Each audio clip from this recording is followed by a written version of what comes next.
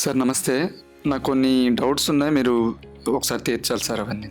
Okay, go ahead. Prostate క్యాన్సర్కి best treatment plan ఏముంటుంది sir? Good question అండి. Prostate క్యాన్సర్కి బెస్ట్ ట్రీట్మెంట్ అనేది ఎలా ఉంటుందంటే, ఏ క్యాన్సర్ అయినా సరే స్టేజింగ్ని బట్టి ఉంటుంది. ఏ స్టేజ్లో పేషెంట్ ప్రెజెంట్ అయ్యారని.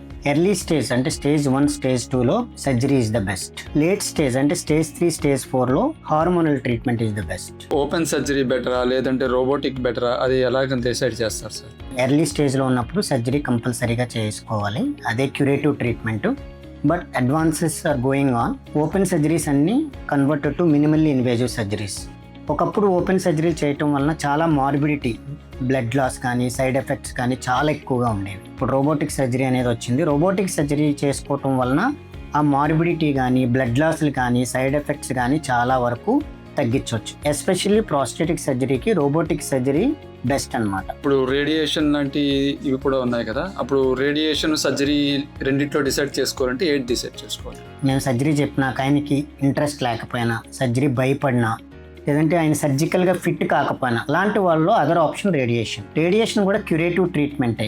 బట్ రేడియేషన్ ఇవ్వటం వల్ల కొన్ని సైడ్ ఎఫెక్ట్స్ అనేవి ఉంటాయి. రేడియేషన్ సిస్టైటిస్ అని, రేడియేషన్ ప్రాక్టైటిస్ అని, ఇవన్నీ సైడ్ ఎఫెక్ట్స్ ఉంటాయి అన్నమాట. సో ఏదైనా పేషెంట్కి బెస్ట్ అయితే సర్జరీ.